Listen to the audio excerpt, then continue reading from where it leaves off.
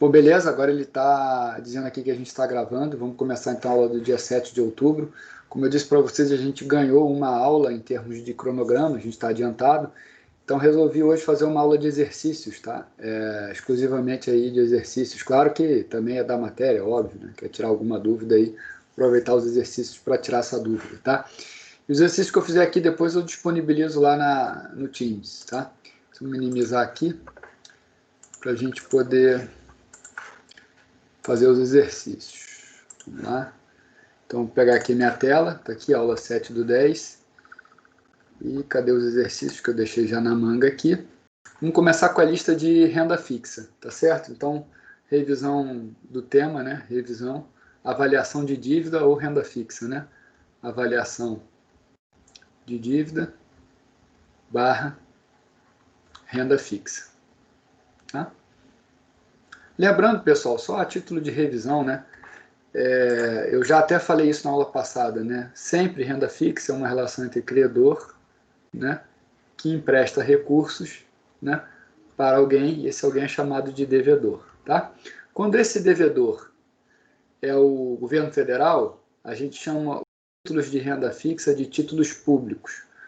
Quando o devedor é uma empresa, a gente chama de debenture, tá?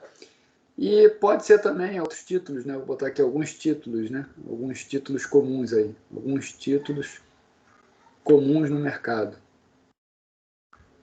Tá?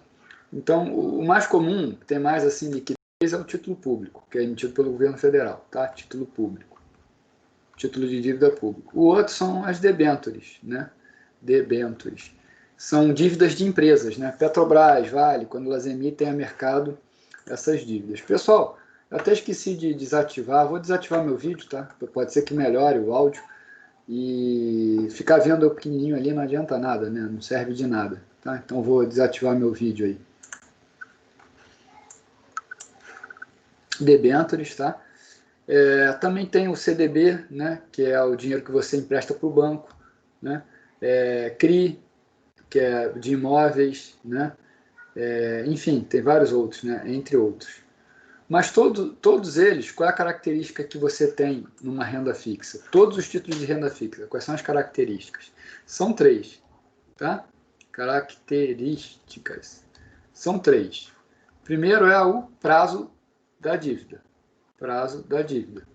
Que a gente chama de duration. Falei disso na aula passada, duration. Tá? A outra é a forma do juro.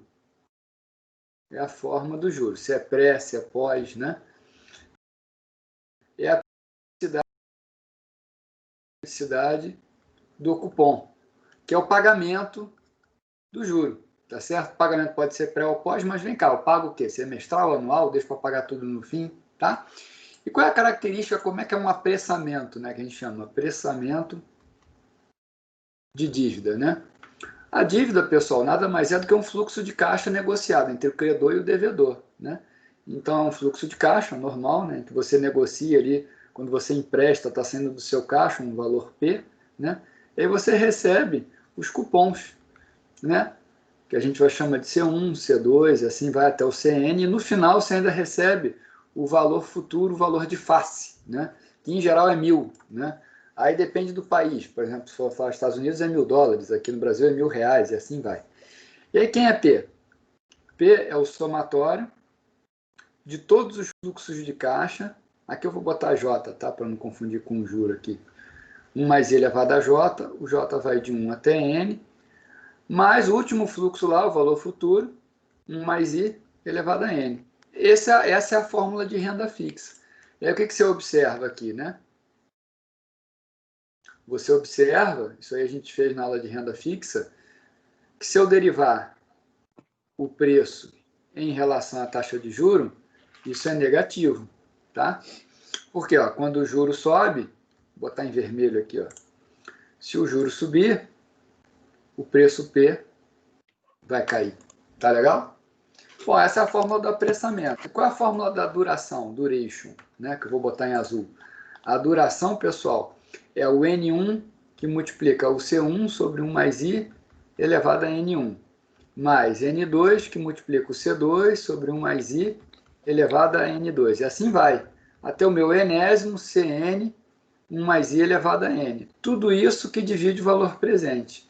Essa é a duração do título, né? Então, observa, se eu olhar só por esses entes aqui, ó, por esses termos, o que eu estou observando? Esses termos aqui, se eu somar todos, dá o valor presente. Então, só o que eu estou fazendo é multiplicar pelo prazo que eu estou, tá? E aí, ó, o valor presente corta com o valor presente, porque tudo é N aqui, sobra prazo. Isso aqui, então, é prazo. Tá? É o prazo médio do título. Como eu disse para vocês, a renda fixa tem um prazo médio. Tá legal? Beleza. Professor, pode falar. Eu fiquei com uma dúvida que é ali em cima, só na anotação, o senhor usou a anotação de derivadas parciais ali. Uhum. Porque não seria derivadas normais. Porque o fluxo de caixa, para a nossa disciplina aqui, eu estou assumindo como constante, tá? Mas o fluxo de caixa não necessariamente é constante.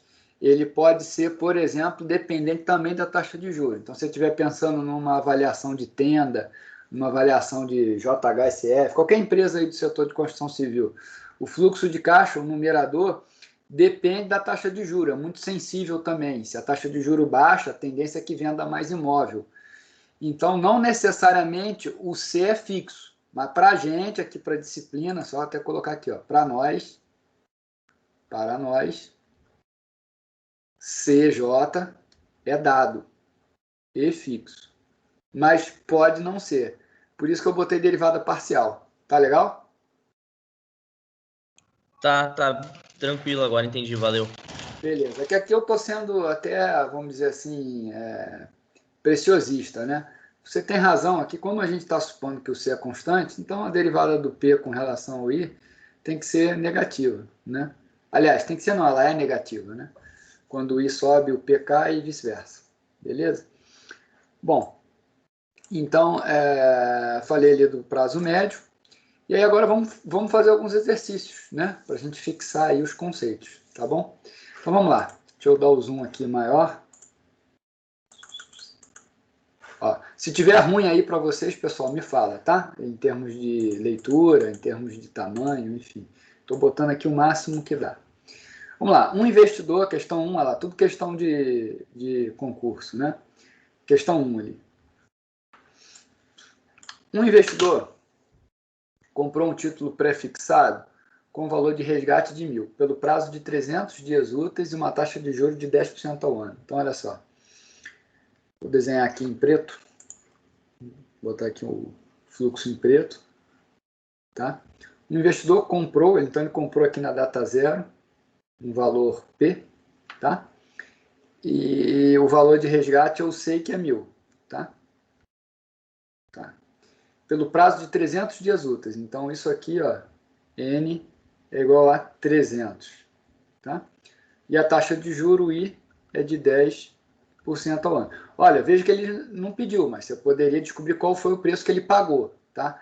Só para vocês saberem, o preço que ele pagou foi 1.000. Ele não perguntou ainda, tá? Não precisa fazer, mas já estou colocando aqui, ó. 1.000 sobre 1 mais I, então é 1,1, elevado a N, 300, sobre 252. Por que eu estou fazendo isso aqui? Porque a taxa está ao ano, então tem que botar isso aqui que está em dias como fração do ano. Tá legal? Bom, no momento da compra, ele pagou R$ 892,74. Olha, ele está até te dizendo quanto que ele pagou. Tá? Ele falou que essa conta aqui vai dar 892,74. Vamos verificar? Porque é título de revisão, né? Então vamos verificar aqui. Deixa eu abrir um HP12C Emulator. Aqui, HP12C Emulator. Beleza. Deixa eu dar um Ctrl mais aí. Então, olha só, vamos lá. 1.000 é o valor futuro. Então, 1.000 FV. Taxa de juros é de 10, mas aí você tem que botar em fração aqui. Então, você faz assim, ó. 300, Enter. 252, divide. Isso aqui é o prazo, N. Então, já lancei o valor futuro, lancei o N agora. 10 é a taxa de juros. Pede o valor presente disso. Olha lá. Está dando 892,74. Não está dando ponto 10, tá? por alguma aproximação aqui da própria calculadora. Tá? Uma coisa aqui, ó. Deixa eu zerar o registrador. Eu esqueci de botar convenção exponencial aqui. É x. Aí vai aparecer um Czinho, tá vendo? Eu esqueci de fazer isso. Eu acho que é isso que vai dar a diferença. Vamos fazer de novo. Ó. 1000, valor futuro, 300, enter, 252, divide. Isso é a NAIR, é o prazo, N. 10 é a taxa de juros. Beleza, e pede o valor presente disso. Beleza, bingo, tá? Era a conversão exponencial. 892,74. Beleza, ele não precisava ter te dado isso, tá? Mas o exercício te deu. Bom, passou 100 dias, o investidor resolveu resgatar a sua aplicação financeira, vendendo o título de volta ao banco. Então, o que ele está dizendo? Chegou lá no 100º dia aqui, tá? Ele vendeu, se ele vendeu, ele recebeu, então, ó, ele vendeu aqui por um valor qualquer, tá? Então, aqui é 200 e aqui é 100. Tá bom? Beleza. Então, se ele fez isso, vamos ver o que ele está resolvendo, o que ele está afirmando aí, tá? Passou 100 dias, ele resolveu resgatar, vendeu o título de volta. Aí pode acontecer duas coisas, basicamente, né? Na verdade, 3 coisas.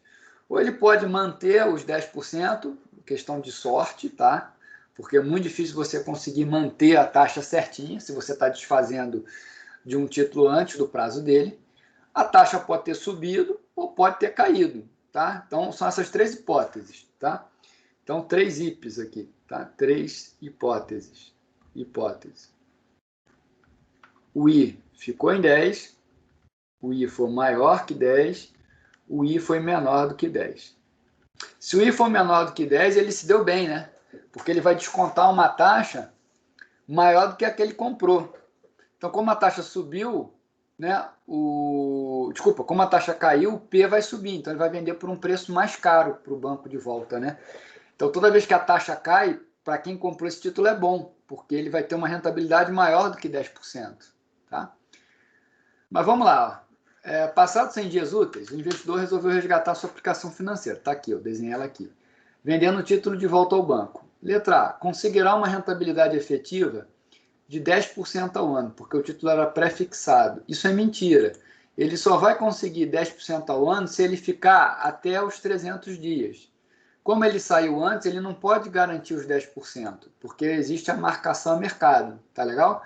Então a A não pode ser, ele só consegue 10 se ficar até o vencimento. Se ele ficar até o vencimento, ele fechou em 10, tá bom? B. Conseguirá uma rentabilidade efetiva menor do que a esperada, pois resgatou o título antes do vencimento do prazo. Isso ele não pode afirmar, porque, como eu disse para vocês, a rentabilidade efetiva pode ser maior. Basta a taxa de juros de mercado ter caído nesse período aqui. Então, a letra B de bola não pode ser. Vamos ver a D, depois eu vou para a certa, tá? Vamos para a D. Receberá 892,47 pela venda, pois devia ter esperado o vencimento do prazo. Isso aqui é chute total, né? Ele nem sei por que ele botou esse preço aqui, tá?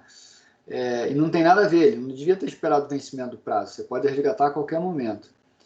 E letra E, receberá 1.000 pela venda. Não pode ser. O 1.000 ele só recebe no vencimento. Então só sobra a C. Vamos ver a C?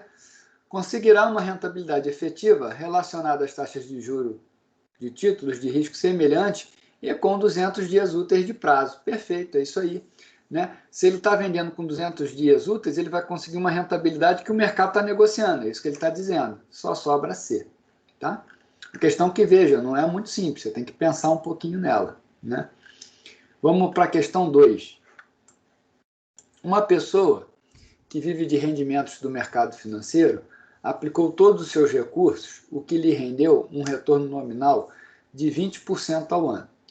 Considerando que a inflação da cesta básica foi de 6% nesse mesmo ano, quantas cestas a mais, em termos percentuais, ela poderá comprar após o retorno da aplicação? Bom, pessoal, o que ela quer saber é o seguinte, qual é a taxa de juro real? Né? Então é o seguinte, a taxa de juro real é 1 mais a taxa nominal, descontado pela taxa de inflação, menos 1. Essa equação aqui é a equação de Fischer, tá? O que interessa para o investidor é a taxa real. É isso que ela está perguntando. Então, vamos lá. Ó. Taxa real vai ser... Muita gente acaba fazendo a continha aqui, ó. 20 menos 6. Está errado, né? Pessoal, taxa nunca se soma nem se subtrai. Ou se divide ou se multiplica. Claro que quando o teu juro nominal é muito baixo e a inflação também, essa conta de diminuir, ela se aproxima muito da divisão. Mas não é o caso aqui, porque aqui está muito alta as taxas, tá? Mas no Brasil atual, você pode simplesmente pegar a taxa nominal e diminuir da inflação, tá? Pode fazer isso, para descobrir a taxa real, tá? Mas digo assim, em torno de 3% cada variável, dá para fazer assim, diminuindo ou somando. Mas na prática eu digo para vocês, nunca façam isso, façam a divisão.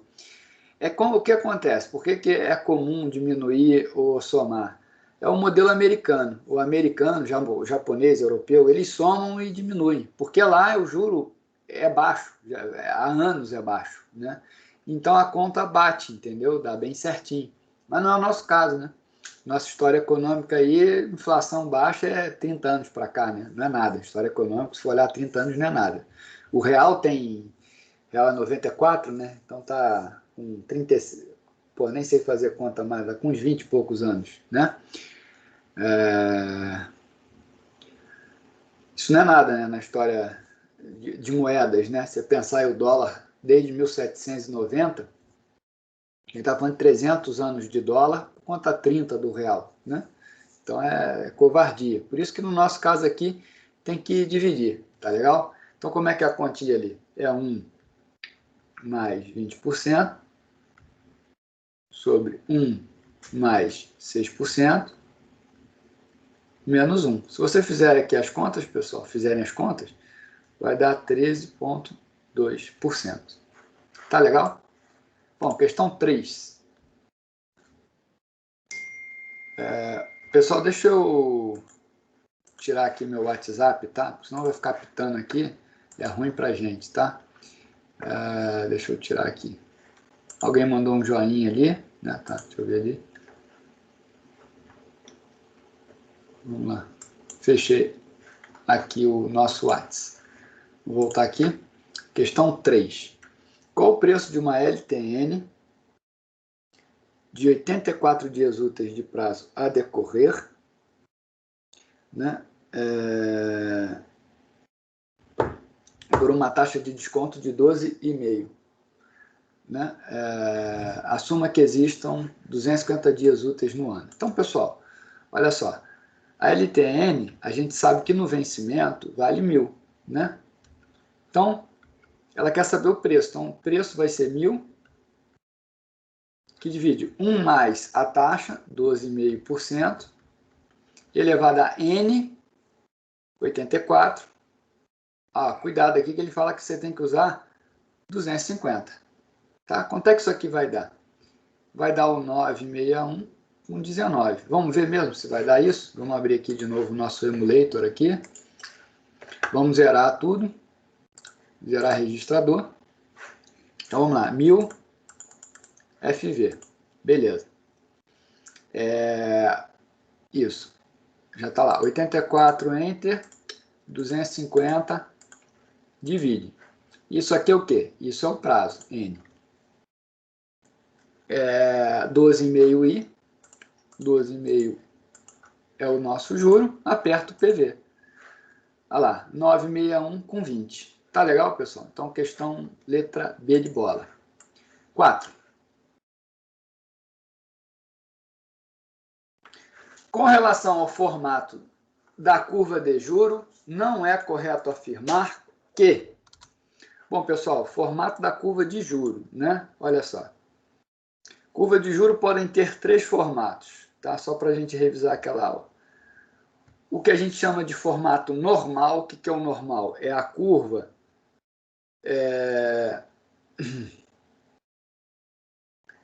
eu botar aqui o I e aqui o prazo T, tá? O que acontece? O normal é a curva subir com o tempo, tá? Ó, pensa o seguinte, eu vou cobrar mais juro se eu tiver um contrato de 10 anos ou de 1 ano? A tendência é que eu cobre mais juros dos 10 anos. Então, isso aqui seria a curva normal.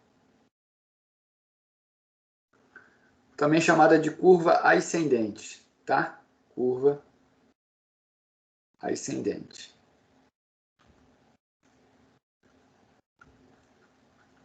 Tá.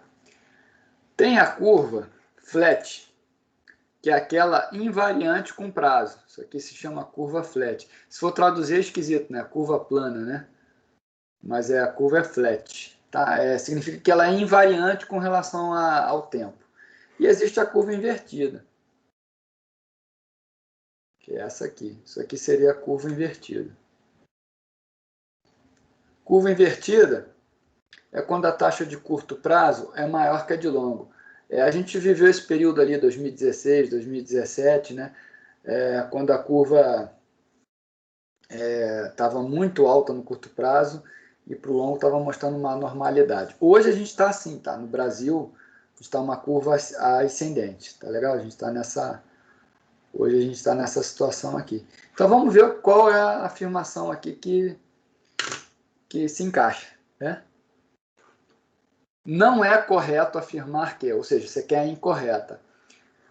No curto prazo, o formato é descendente para a grande maioria das situações. Não, acabei de falar, para a grande maioria das situações é ascendente, então por isso que é essa. Tá? Agora vamos olhar as outras, tá? As outras vão estar todas corretas. Ó. Para uma curva de juros ascendente, a expectativa é que a taxa de juros de longo prazo seja maior que a taxa de juros de curto prazo. Perfeito. Esse caso aqui do T1, né? Aqui 1 e aqui é 10. Tá? Então tá certa a letra A. Letra B de bola. A curva de juros com formato ascendente reflete o fato da aversão a risco. Perfeito. Por que as pessoas cobram mais juro de títulos de longo prazo? Porque elas têm aversão ao risco. Se não tivessem, elas cobrariam mais do curto do que do longo. Como as pessoas têm medo do tempo, ela cobra mais para emprestar a longo prazo. Tá? O formato ascendente pode ser explicado por expectativa. Perfeito, eu posso explicar por expectativa mesmo. No longo prazo, a curva reflete expectativa. Também está certa aí. Então, a única que está incorreta aí é a D. Pessoal, com isso aí eu fiz a minha revisão de renda fixa, tá? Que é em torno aí de meia hora de aula. Alguma dúvida, alguma pergunta? Não? Então, vamos para mais uma revisão aí. Vou pegar mais uma listinha aqui. Queria pegar essa listinha aqui, ó. Tá? Vamos para a listinha de risco e retorno agora, tá? Vamos lá. Depois não se preocupa que eu jogo lá no... Eu jogo no Teams, tá? Pessoal, deixa eu só falar com vocês aqui uma palavrinha rapidinho. Estou fazendo bastante exercício hoje. Deixa eu olhar ali o chat se tem alguma coisa. De onde veio o valor de 252? Tá, Eduarda, o 252 é porque um ano tem 252 dias úteis, tá? Então é o ano que a gente chama de ano financeiro, né? Então eu estou compatibilizando a taxa. Como a taxa está o ano, eu tenho que passar para o ano. Como ele está botando em dias úteis, eu tenho que transformar como fração de dia útil. Fechou, Eduardo?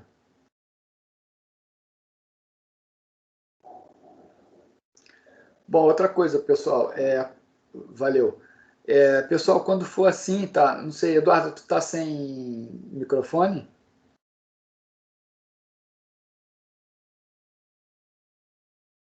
Tá. O que acontece? Se alguém vir aí mensagem no chat e tiver com o microfone, me avisa, porque senão eu passo batido, né? Eu fico completamente no escuro, tá? Se vocês não falam nada. Então, por favor, aí me ajudem nesse ponto, tá? Eu não gostaria de deixar, por exemplo, a Eduarda sem resposta ali, tá? Quando puder aí, viu alguma mensagem, me fala, professor, a dúvida é essa, tá? Não preciso nem saber de quem foi a dúvida, tá? Só para a gente ser mais assertivo aí, legal? Pessoal, olha só, deixa eu abrir aqui a minha câmera. Semana que vem não tem aula segunda, né? Porque é feriado, é dia 12, dia de Nossa Senhora de Aparecida e dia das crianças também, né? E aí eu vou montar a prova provavelmente no feriado, tá? Aí eu vou conseguir na quarta-feira passar para vocês uma orientação melhor para a prova. Confesso a vocês que eu estou pensando em fazer discursiva, né? Igual essa lista que eu vou fazer aqui, mas não bati o martelo ainda, tá? Eu vou avaliar bem aí final de semana para ver o que seria melhor para vocês, tá? Pensando mais pelo lado de vocês aí. O que eu notei, tá? O que eu estou notando? Ali nas primeiras aulas me pareceu um engajamento um pouco maior. Agora eu estou vendo um engajamento bem menor, né? Em termos de dúvida, em termos de feedback, enfim. Então, assim, aproveita aí o feriado essa semana para dar uma estudada na matéria, né? A gente tem um volume grande, não sei se vocês perceberam, mas é um volume grande. É VPL, payback, TIR, valor futuro líquido, custo capitalizado, perpetuidade. Essa foi a parte 1 lá de análise de investimentos. Depois a gente entrou em renda fixa. Pós-fixado, pré-fixado, apressamento, sensibilidade, foi esses exercícios que eu fiz aqui, né? Foram 2 aulas para isso. Também vimos múltiplo, preço sobre valor patrimonial de ação, valor de mercado, valor da dívida, né?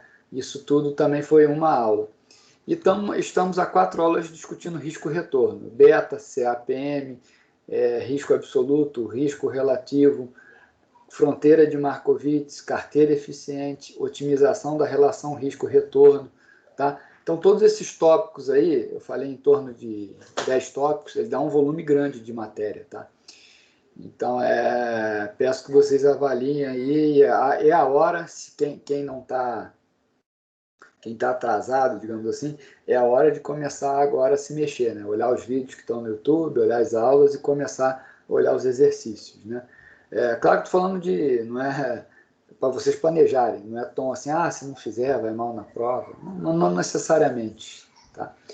Mas eu estou pensando ainda como eu vou montar, na quarta-feira eu falo para vocês, né? Estou falando quarta porque segunda é feriado, tá bom? Aí eu vou conseguir dar uma orientação melhor. Mas a ideia da prova é auferir mesmo o que vocês aprenderam, tá? Não vai ter pega-ratão, não é com sentido punitivo, né? E sim realmente com sentido de avaliação, né? Saber quem dedicou tempo, quem está entendendo o que está acontecendo, tá bom? Então, beleza. Vamos aqui então minimizar. Vamos fazer a lista aí de revisão. Bom, questão ali, então vamos lá agora para a revisão de risco e retorno.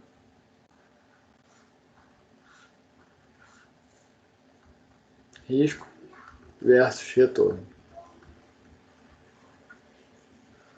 Acho que voltou a ter alguma dúvida ali, deixa eu ver. Não. Deixa eu ver outra coisa aqui.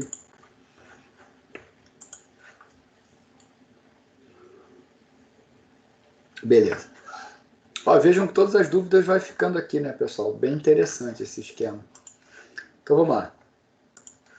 Você possui uma carteira, 40% na ação X, então 40% em X, deixa eu trocar para preto, 35% na Y, 25% na Z, tá?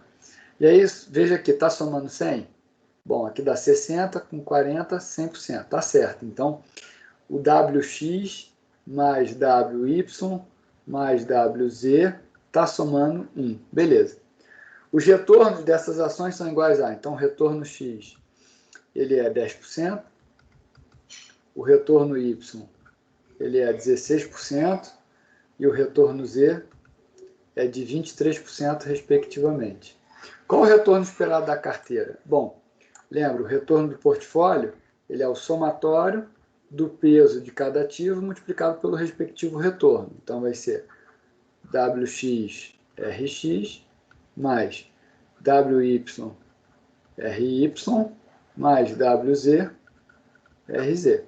Então, o retorno do portfólio vai ser WX 0,4, 40%, que multiplica o retorno de X, 10%, mais WZ, desculpa, WY, 35%, 0,35%, que multiplica o RY. O RY é 16%. Mais o WZ, que é 25%, então 0,25%, vezes o RZ, 23%. Então, o retorno do teu portfólio, quanto vai ser? O retorno do portfólio vai ser, bom, 40% de 10% é 4%, mais 0,35 vezes 16% vai dar 5,6%, mais 0,25 vezes 23% vai dar 5,75%, tá? Então, o retorno do portfólio, aí, pessoal, vou usar aqui a calculadora, mais 4, então vai dar 15,35. Tá legal, pessoal? Beleza? Então, vamos lá, questão 2. Com base nas seguintes informações, calcule os retornos e os desvios padrões das duas ações. Então, olha só, eu tenho 3 estados da economia, né? Recessão, normal, expansão. Tem aqui a probabilidade, né, de cada estado na economia, 0,20, 0,60 e 0,20.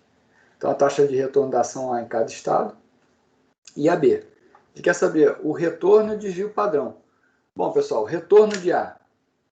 Retorno de A é o que? É o somatório de todas as probabilidades em cada estado que multiplica o retorno em cada estado. Então, o retorno A vai ser o quê? Vai ser 20% que multiplica 0,04, mais 60% que multiplica 0,08, mais 20% que multiplica 0,16. Isso aqui, pessoal, são estados da natureza. Então, lembra lá, né? Isso aqui é de estatística. O que é o valor esperado de uma variável aleatória? É o estado da natureza que eu estou, que a gente chama de PI, vezes o valor daquele estado, EI. Foi o que a gente fez aqui, né? Então, eu sei que se eu tiver em recessão, qual o valor esperado? 4%. Se eu tiver no normal, é 8%. Se eu tiver em expansão, é 16%. Mas eu tenho que multiplicar pelas probabilidades para saber a média. Na média, quanto vai ser? É isso que a gente está calculando aqui, tá? Calculando o valor médio. Tá legal, pessoal? Então, o RA vai dar quanto? Aí vamos fazer aqui a conta, né? Aí eu vou fazer aqui, auxiliar aqui pela minha calculadora de mão aqui. Tá? Ó, aqui, esse aqui dá 0,8%. Ó, 60% de 0,08 vai dar 0,048, tá? Então, só vou multiplicar aqui por desencargo. É isso aí, 0,048, né? Que é 4,8%, tá? E 20% de 16%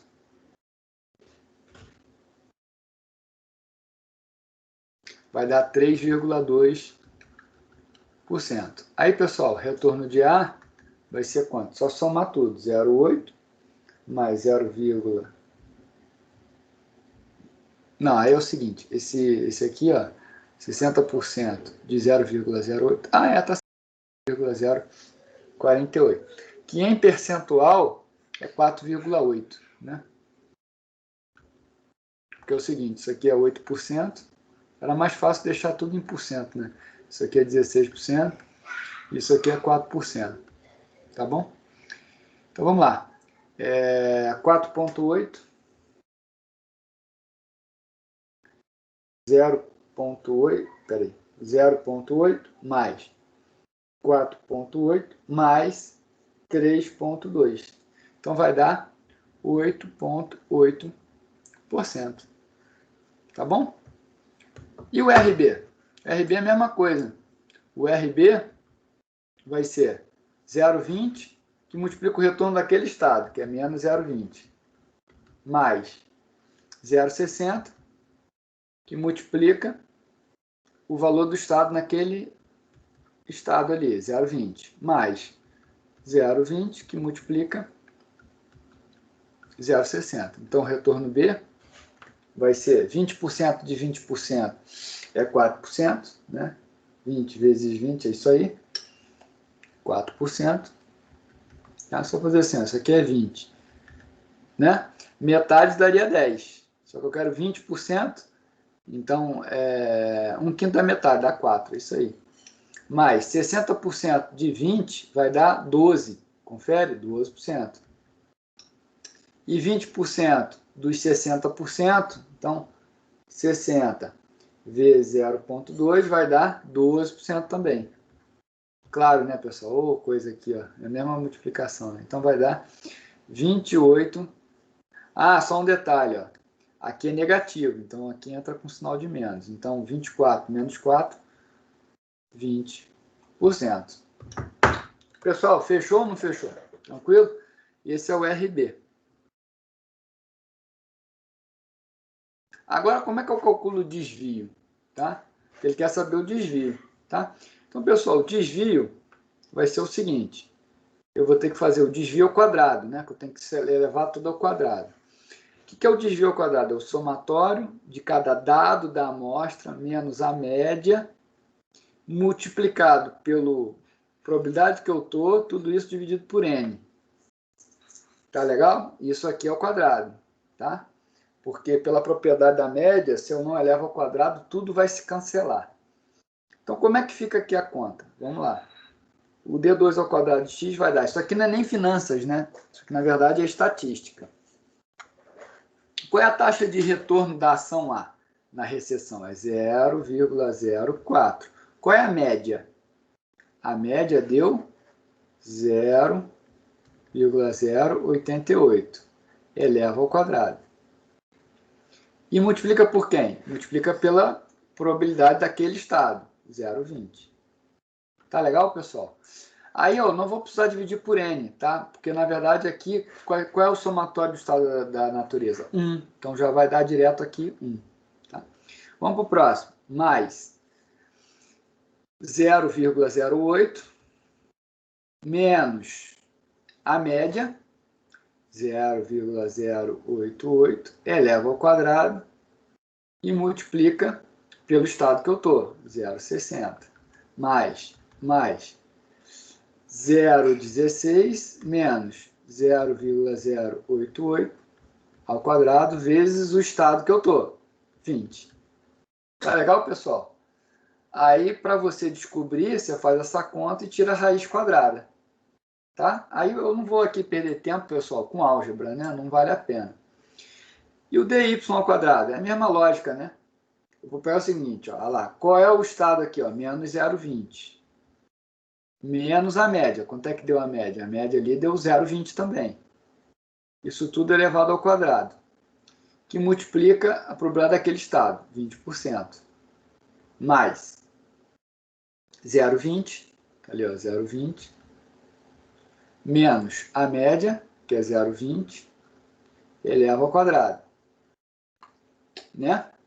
E multiplica pela probabilidade daquele estado, 60%. Mais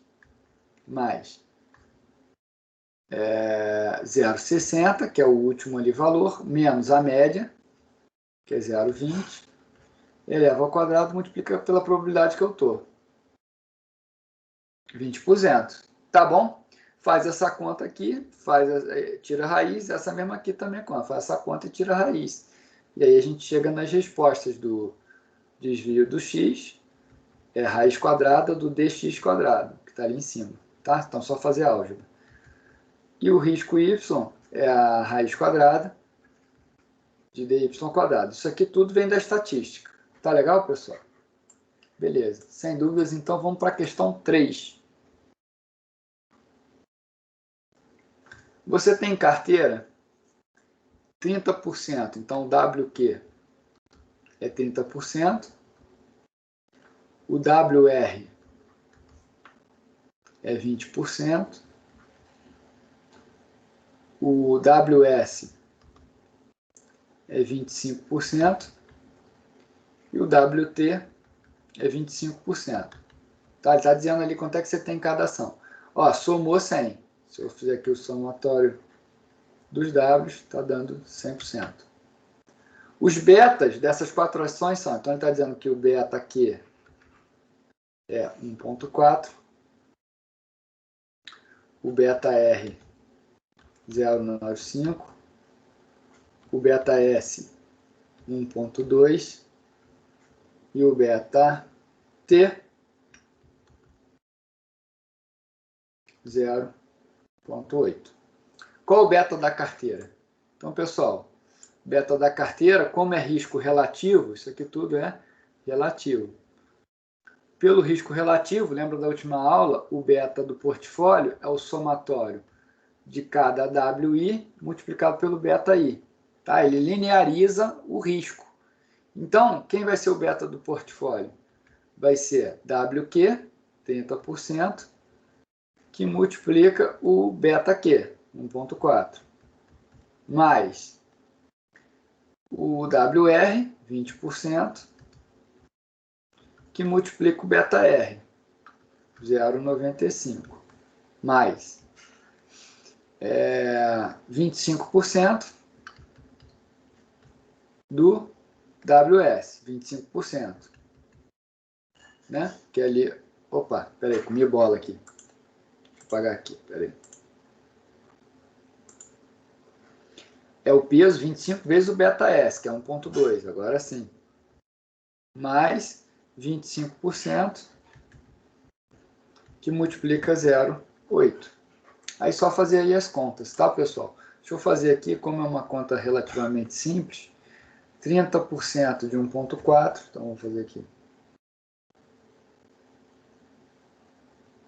Vai dar 0,42, isso aqui. 20% de 0,95,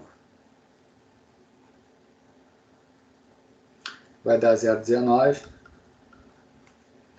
25% de 1.2, 1.2 vezes 0,25, vai dar 0,3. E 25% de 0,08, de 0,8, então 0,8 vezes 0,25, vai dar 0,2, tá? Então, quanto é que fica no total? Vamos somar todo mundo.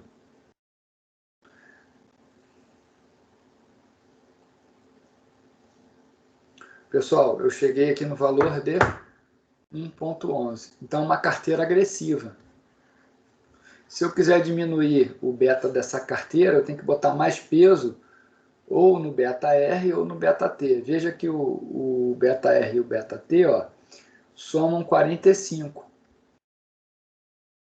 Enquanto que os mais agressivos, ó, individualmente, estão somando 55. Então, o que acontece? Certamente, essa carteira teria que dar um beta maior do que 1, tá? Como queríamos demonstrar. Por quê? Porque os pesos maiores estão nos betas maiores do que 1. Tá legal? Simples assim. Tá bom? Questão 4. Uma ação tem um beta de 1,2. O retorno esperado de mercado é de 17% e a taxa livre de risco é de 8%. Qual deve ser o retorno esperado da ação? Bom, pessoal, aí é o seguinte, o retorno esperado é o RF mais beta, que multiplica RM menos RF. Isso aqui é o CAPM, Capital Asset Pricing Model, tá bom? Então vamos resolver em azul aí. Quem é o RE?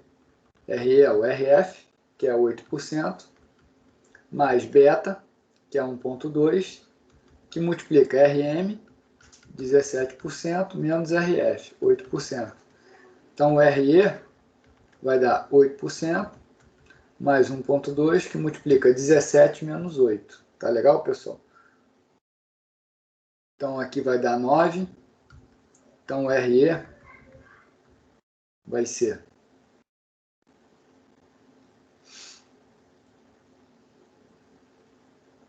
18,8%. Esse é o retorno esperado. Tá legal, pessoal?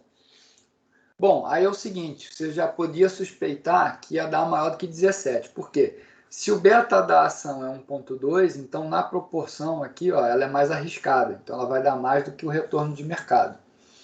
Tá bom? Que é 17. Agora a questão 5.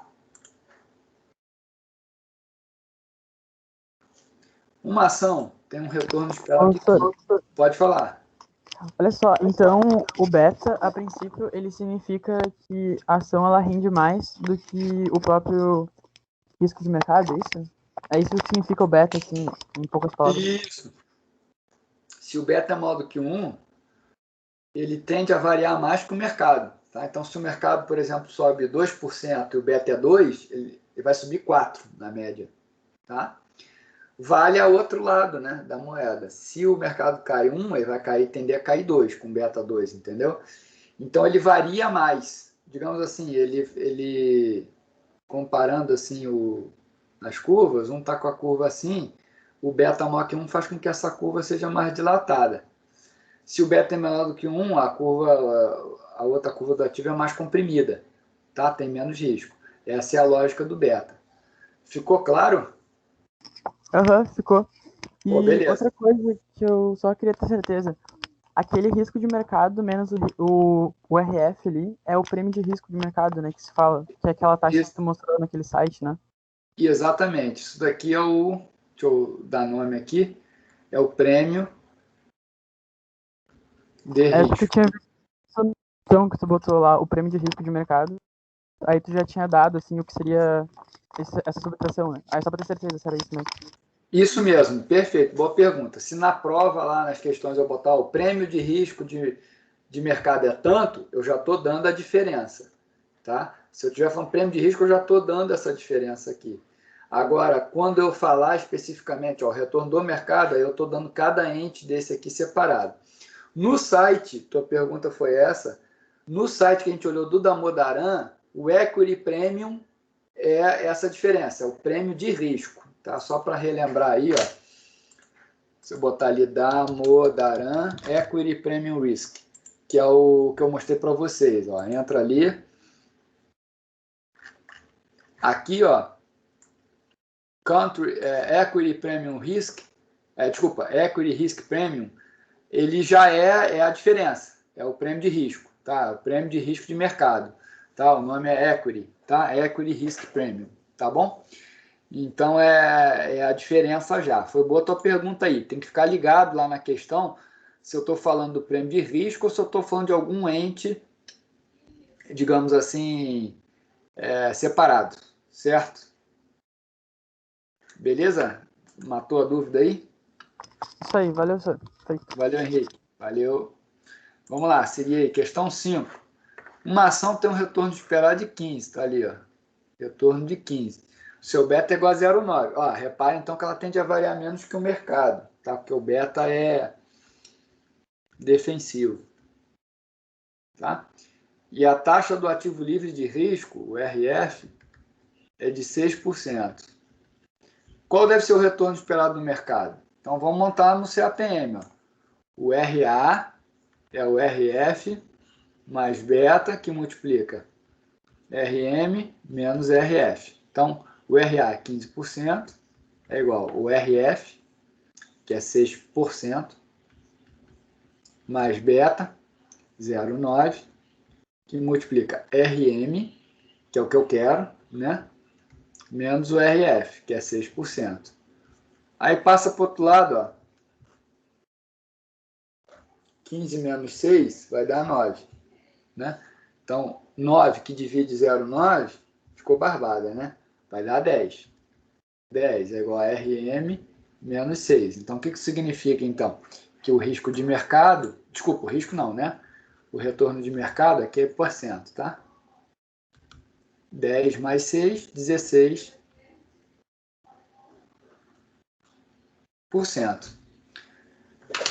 Pessoal, resta alguma dúvida? Não? Fica aí comigo, ó. Vocês vão ver o que eu vou fazer agora, tá? Primeira coisa, deixa eu clicar aqui nessa aula e vou já compartilhar no Teams. Essa é a primeira coisa, postar no Teams. Essa aula aqui é administração financeira. Beleza, está postada a aula de hoje. Tá? Essa é uma coisa. A outra é o seguinte, eu trouxe essa lista como revisão para fazer com vocês, essa de renda fixa, e essa outra aqui, ó, lista de revisão risco e retorno. Essa aqui eu vou pedir para vocês me entregarem, tá legal? E aí vocês vão ter o prazo até quarta que vem para me entregar. Então pode aproveitar hoje aí que eu estou terminando cerca de 15 minutos antes, né? Aproveitar já para endereçar e vocês vão me entregar na quarta-feira. Tá legal? Só que não desliga. Olha o que eu vou fazer aqui. Ó. Pode falar aí, alguém vai abrir o microfone. Ah, não, eu tô só perguntando uma coisa. Para fazer os exercícios, como esses são descritivos, eu posso fazer ele no caderno, aí tirar uma foto e botar no PDF? Ou não? Pode, perfeito, fica ótimo. Pode ser Porque eu assim. não consigo, sei lá, com beta e tal, essas paradas. Mas Não, só pra... pode ser assim, sem problema. Ó, pessoal, vou botar aqui, ó, 14/10, tá? Para vocês me entregarem. Lista de revisão 14/10. Aí, ó, para vocês verem onde é que eu vou salvar, tá? Para vocês não se perderem aí. Ó. Esperando ali salvar, ó. Tá ali 14/10. Vou abrir aqui o nosso material aqui. E, ó.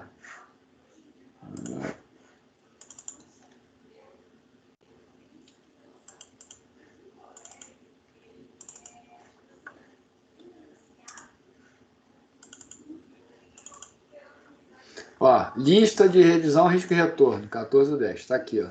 Opa, tá aqui, não pode estar aqui, né? Tem que ver em arquivos, tá? Então joguei ali em arquivos. E vou jogar também, ó, aproveitando que tá, ó lá, já carregou no nosso Teams lá. Deixa eu entrar de novo no WhatsApp.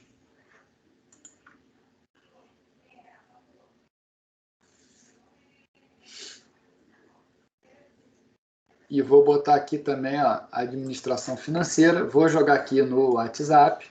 Vocês já sabem ali 14/10 para entregar. E também vamos lá para desencargo, né, para vocês verem que tá tudo alinhado aqui. Tá? Vamos entrar aqui na URGS.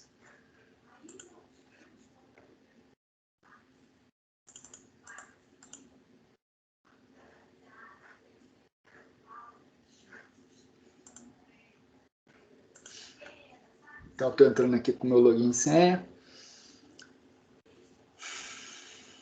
Então, vamos lá. Ensino graduação, professor, sala de aula virtual. Eu sou professor da graduação. Até tomei um susto ali. Nossa, não sei o que estão... Ah, tá, são turmas antigas aqui, entrou todas as... Tá, tudo bem.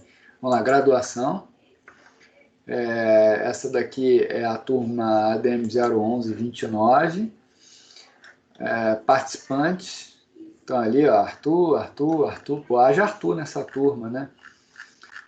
Ó, o Henrique. Vamos lá, correio eletrônico. Selecionar todos. Vou botar aqui eu também. Assunto, lista para entrega em 14/10. Tá? É assim que vocês já vão estar estudando para a prova. Prezados, prezadas, segue lista para entregar. E aí, quando vocês me entregarem, no dia 15, eu disponibilizo o gabarito, igual eu fiz com a primeira lista. Tá bom? Então, vamos lá, vamos pegar agora o arquivo, inserir.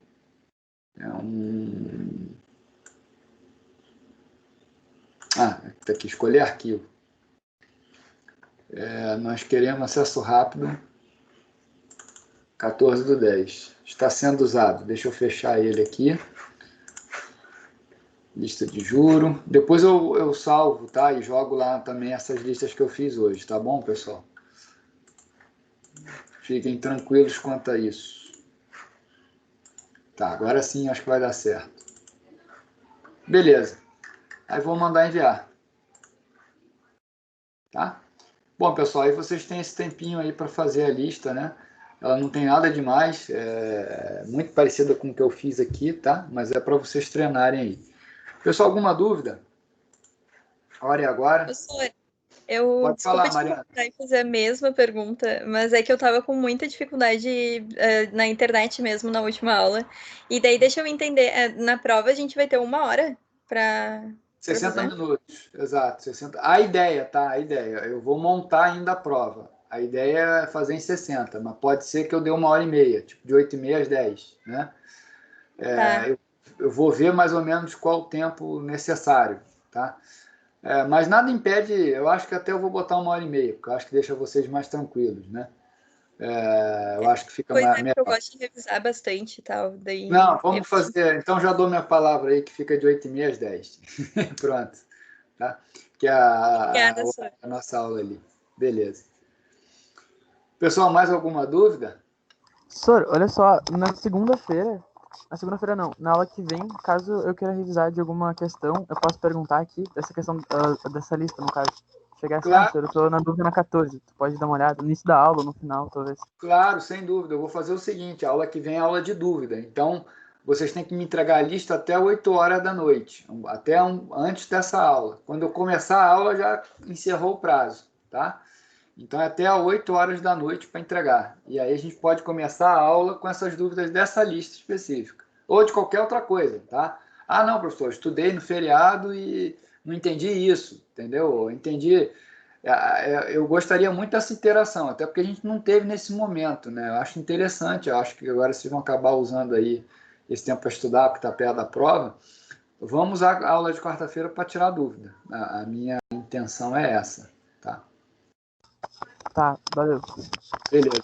Gente, a prova não é, de novo, para assustar nada, tá? É só para todo mundo estudar, tá na mesma página, saber o que está sendo falado na disciplina, tá?